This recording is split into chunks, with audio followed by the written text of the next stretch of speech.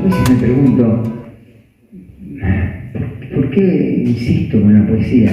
Y yo creo que cada poeta se pregunta lo mismo, ¿por qué insisto, no? Cuando hay tantas cosas para escribir, para relatar, el mundo es tan rico, tan hermoso, ¿no?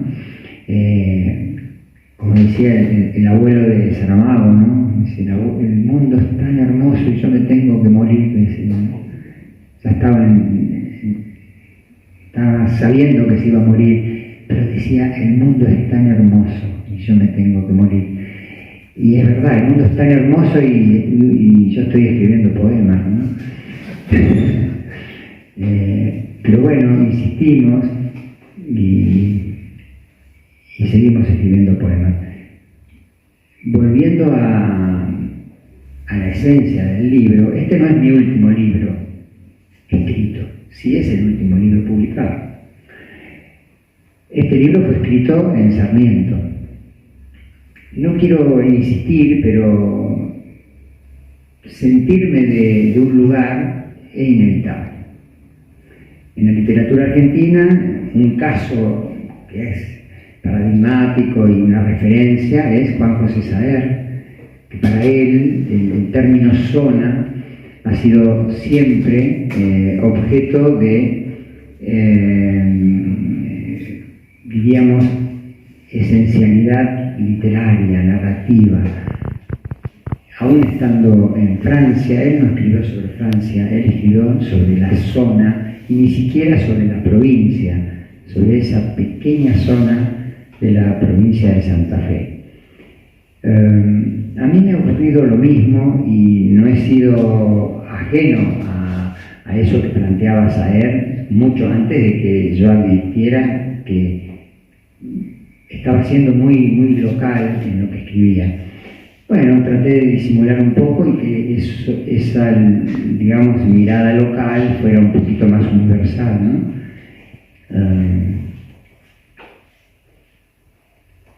Algo dijiste de la sencillez. A mí siempre me gustó escribir sencillo. Lo primero que escribí fue imitando a Neruda. Uno se enamora y imita a Neruda para mandarle a su novia poemas con muchas palabras, con muchos adjetivos. Y después apareció otro escritor, que todos conocen, o muchos conocen, que es César Vallejo, y entonces empecé a imitar a César Vallejo porque había otro mundo, ¿no? Y ahí me di cuenta que tenía un camino que iba al fracaso directo, porque iba a ser un imitador de grandes o grandísimos poetas. Y dije, yo no puedo seguir así, porque ahora voy a descubrir a esa edad, 18 años, 19. Lo de Vallejo fue a los 18, 19. No tengo futuro, yo no sé no conozco mis palabras. Conozco a esos poetas porque los he leído, los quiero. Y después uno se da cuenta que uno tiene las palabras con las que habla con sus amigos, con las que habla con su enamorada, con las que habla con sus padres o con las que le hablan sus padres, sus abuelos, que son palabras sencillas, son palabras cotidianas y que a veces no son nada superficiales, ¿no es cierto? Uno sabe de qué se tratan las palabras, porque en definitiva la literatura se trata de palabras, es así, se trata de palabras. Y ahí, sin querer, casi sin querer, dije, no, yo voy a quemar todo, porque es una manera de empezar de cero. Yo ya no puedo continuar desde acá. Entonces quemé todo absolutamente, me quedé con nada, como si las palabras hubieran vuelto al silencio, ¿no? Y yo necesité partir del silencio. Y empecé a escribir muy sencillamente, con palabras que no fueran poéticas, y si lo eran, bueno, es inevitable, pero que no fueran poéticas, que no hubiera ninguna intencionalidad poética, ni siquiera usando adjetivos especiales o algunas palabras muy hermosas, que las hay, claro, que a veces nos enamoramos de esas palabras y las repetimos muchas veces, después nos enamoramos de otras, pero en definitiva no son nuestras palabras. Así que, así como para empezar esta pequeña descripción de una manera de escritura, es escribir con las palabras que en la vida diaria utilizo o recibo o converso, ¿cierto? En los primeros libros escribía breve, tal vez porque no me animaba, porque no sabía escribir más largo. Después uno se hace más palabrero y escribe un poquito más extenso. Este es un poema, un libro, junto con el anterior, que es El jugador de fútbol, donde la poesía narrativa toma un lugar y de pronto no sabemos, ni siquiera yo sé si es un poema o un relato.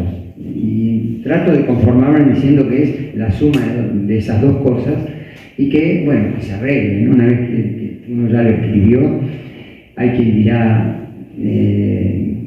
eso que contás me gusta, ¿no? Y otro dirá, eso que planteás, ¿no? O el modo, bueno, hay distintas lecturas. Pero es bastante narrativo. No es que yo sea partidario de la poesía narrativa, hay veces que uno tiene que expresarse con palabras que tengan que contar algo, no necesariamente buscar una abstracción poética, la pureza poética. Es como poner los pies en el barro, digamos, ¿no? La realidad es eso, es barro, es sol, es río, es el Cerro Chenque, es el lago Colvé que no existe, tirándole esa pluma de arena a Comodoro. Diálogo en algunos casos. ¿Qué? Diálogo. Bueno, ahí aparecen las voces. Yo necesité las voces. Pero bueno, ya que lo decís, yo lo iba a decir más tarde. No, pero que viene bien porque si no uno agarra para un lado y después aparece, digamos, una bifurcación del camino y no hago el que quiero hacer. Lo voy a decir así, casi, no sé si crudamente o con humor, pero a mí el teatro me embromó la vida. Me maravilló, me abrió un mundo tremendo, pero yo tenía como una tranquilidad y una especie de falsa seguridad escribiendo poemas que controlaba. Cuando aparece el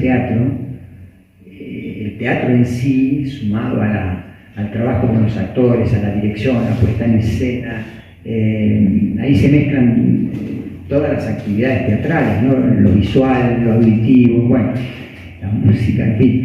Entonces dije, no puedo escribir nada más, digamos, de poesía. Estoy en un brete, estoy en un problema.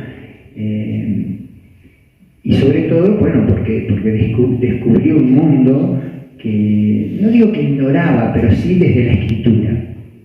No pensé que el teatro iba a ser tan revulsivo. Y estuve desde el tercer libro al cuarto 16 años sin publicar. Está bien, se me fue la mano, pero no hubo otra manera. Escribía mucho, pero corregía y tiraba mucho, porque había un delay ahí entre aquello que yo creía dominar, que estaba, bastante prolijo, y eso nuevo que surgía, que iba para un lado, iba para otro, ¿no? Había perdido la brújula, digamos. Esa es la verdad. Me costó muchísimo. Y yo creo que eso ayudó a este concepto que acabo de decirles, de sin querer entiendo o advierto que empiezo a disfrutar de eso que es el conocimiento, pero el conocimiento de la vida y el conocimiento a través de esas palabras que llevan a vivir o a experimentar cosas que posiblemente los lectores no experimenten, pero bueno, ese ya es otro problema. De modo que esas voces quedaron.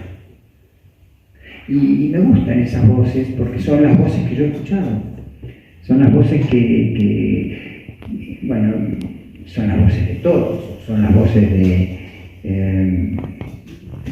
los que necesitan hablar y en voz alta, de los que hablan en voz alta para ser escuchados y a veces no son escuchados. Tampoco son cosas demasiado importantes, pero... Sí.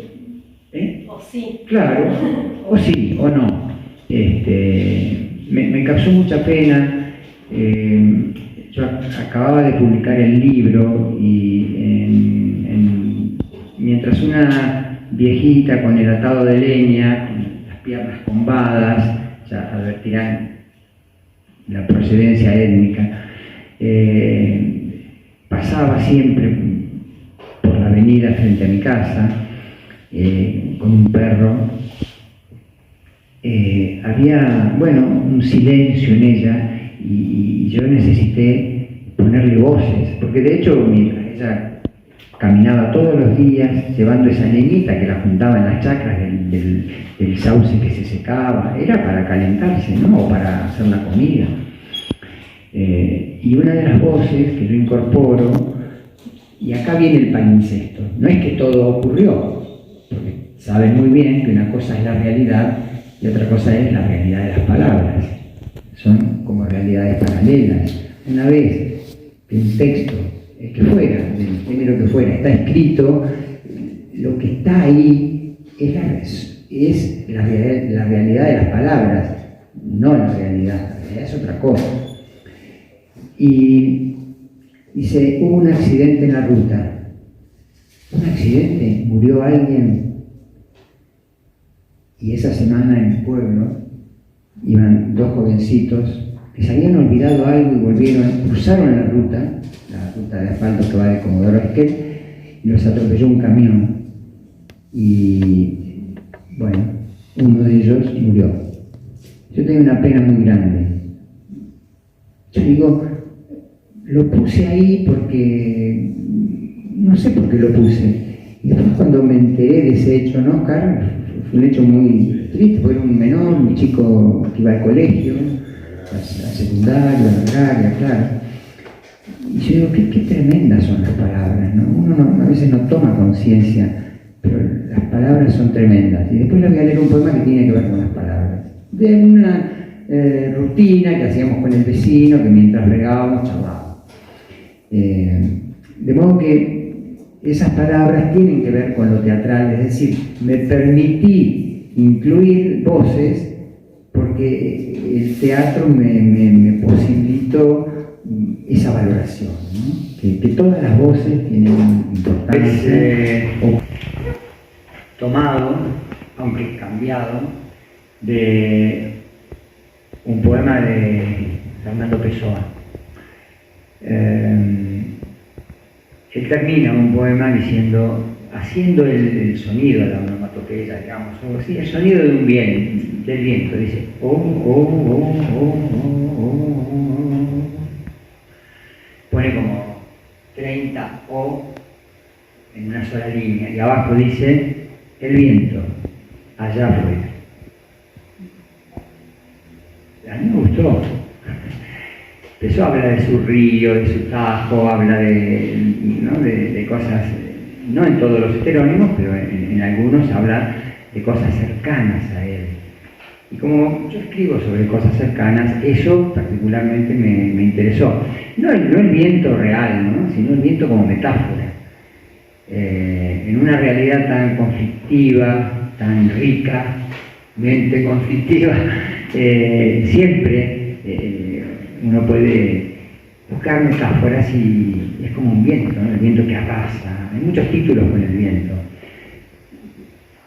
No es nada original, es un patagónico habla sobre el viento, pero cuando estaba armando el libro, yo le puse el viento que hay allá afuera.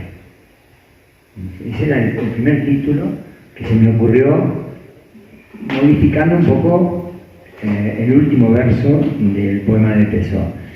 Pero después yo advertí que los poemas o me incluían o incluían un allá afuera que no estaba tan allá, que yo me sentía en un acá, y por eso cambié el allá por el acá. Bueno, me parecía también como necesidad de una persona que se compromete, no digo en términos que ustedes puedan imaginar, ¿no? Una persona comprometida, no, nada de eso. Ese es un tema de orden moral, no poético, el compromiso. Político o el que fuera, y advertía que me gustaba estar ahí como testigo, como partícipe, con mi presencia, y sentía que estaba en ese acá, que yo estaba afuera, no estaba el viento solo. Bueno, es eso. A veces los títulos tardan en aparecer. Hemingway decía que a veces nunca tenía el título, escribía y después escribía títulos. Llegó a escribir 100 títulos y llegó a tacharlos a todos, por ejemplo, ¿no? No es fácil a veces escribir el título. Y me va a entender José Luis, a veces el título es como un poema más, porque en plástica se dice que el título de un cuadro es una pincelada más. Es símil, ¿no? La poesía, entre otras cosas, es una forma de conocimiento. No de conocimiento técnico, científico, ni mucho menos, ni de datos precisos, sino de conocimiento de eso que uno es, o que es lo otro, o que es el mundo, ¿no? Y para mí, ya en este momento, después de haber escrito mucho y de ya, en fin, tener muchos años, es una forma de conocimiento. Cuando no es una forma de conocimiento, ya no me interesa. No, solo para pintar algo y decir esto es así, como que yo ya lo sé todo, y a mí ya no me interesa escribir ese tipo de poesía. Pero cuando me zambullo y veo que voy como, bueno, a tientas o a ciegas, y hay cosas que de pronto hacen ruido o hacen sonido, y descubro cosas que no conocía, ahí me interesa. Y cuando estoy en aprietos, como cuando uno va perdiendo al ajedrez por goleada, ese es el mejor momento, no como cuando uno va ganando, cualquiera, ¿no? Se alegra si va ganando. Entonces cuando voy perdiendo ante ese texto o ante esa cita que traje al poema para confrontar con mis palabras, a veces desde la ignorancia, ¿no? Es lo que me mueve, me interesa. Y obviamente que no todos los poemas tienen citas o son motivados por algún otro autor, pero cuando ocurre, yo voy para adelante para ver qué ocurre. Que incluyen antiguos poemas. Son aquellos poemas que el tiempo los ha puesto en una situación difícil y que merecerían o necesitarían tal vez una actualización. No porque aquello ya esté, digamos, perimido, sino porque la realidad a veces no tiene memoria. Parece un enfermo crónico que vuelve a empezar, ¿no? Es decir, la realidad nos sorprende con una monotonía que no queremos que lo sea. Queremos que la realidad adquiera ese conocimiento también que todos vamos adquiriendo con los años, pero no, parece un enfermo crónico sin memoria. De modo que a veces me gusta volver sobre algunos textos, sobre todo aquellos que a mí me siguen preguntando cosas, o los leo, los releo, o los recuerdo simplemente, ¿no? Y veo que se puede hacer algo más, o que puedo, digamos, darle una vuelta más a ese poema o a ese verso o a esa pequeña estrofa, ¿no? Es decir, son como pequeños desafíos y volvemos a lo mismo. Después de escribir varios libros, yo no he escrito mucho, creo que no hay que escribir mucho, mejor dicho, creo que no hay que publicar mucho, y sobre todo hay que ser muy exigente con las correcciones, que también es una forma de escritura, ¿no? Pero aún así, digamos, toda obra tiene una cierta continuidad, y en esa continuidad, bueno, hay como elementos de esa construcción que fallan, ¿no? O que hay que aceptarla, o hay que sacar la pieza a ver si está fallada o no. Algo el motivo de este poema, que es El canto y la risa, es duro. Está dedicado a Pelusa Pérez, Carlos Pelusa Pérez, y a Graciela Núñez, que es su esposa. En el mes de, ayúdame Oscar, septiembre, octubre, noviembre, ¿cuándo fue? Septiembre. Bueno, tuvo un evento de salud muy, muy grave, y permaneció aquí en Comodoro, el Sarmiento, 35 días en coma. Todos esperábamos lo peor. A los amigos, Graciela, su esposa, nos hacía llegar los audios de los médicos, y la verdad es que cada informe médico, cada audio médico era más grave y era más desesperante. Y cuando yo estaba por cerrar el libro,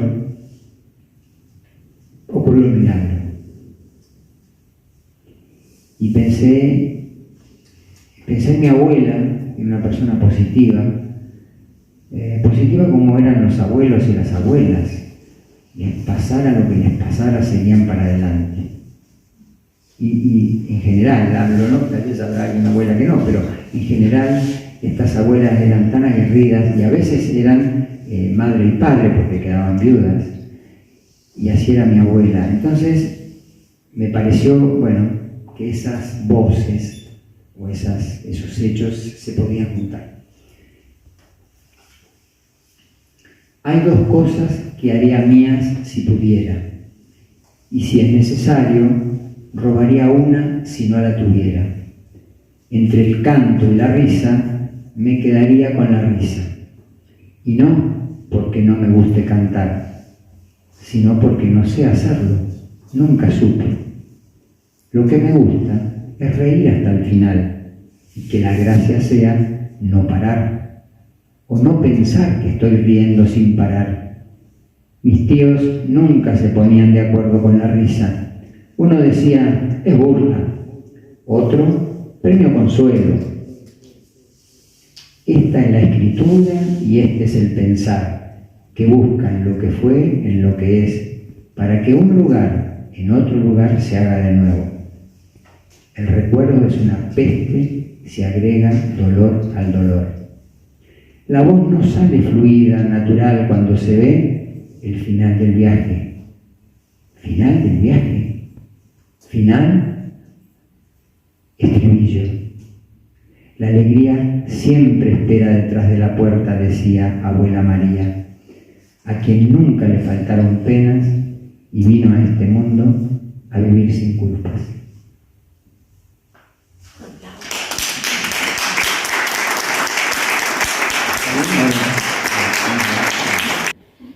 Estamos hablando bueno, del amor también, ¿no? Estamos hablando de cómo un amigo puede defender a otro amigo en una situación así. Sí.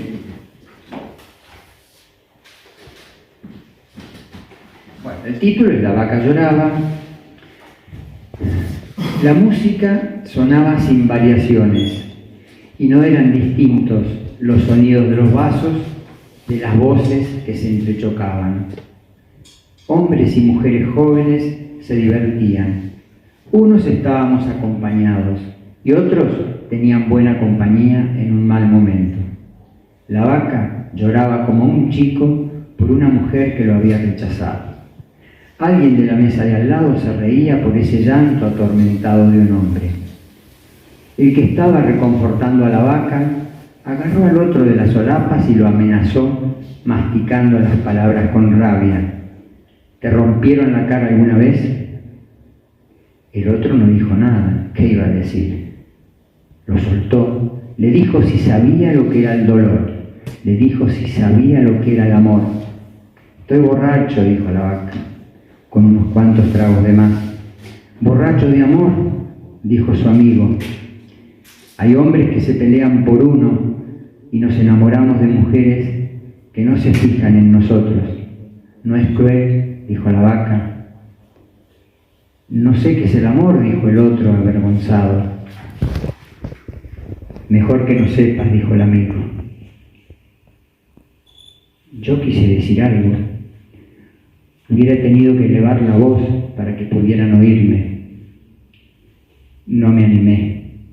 ¿Quién era yo para no creer en la pureza de lo fortuito? Tenía más o menos nuestra edad. Aquí está Angelina, está Oscar, que la conocieron. Es una joven que fue desaparecida en La Plata en el año 77, estudiaba psicología.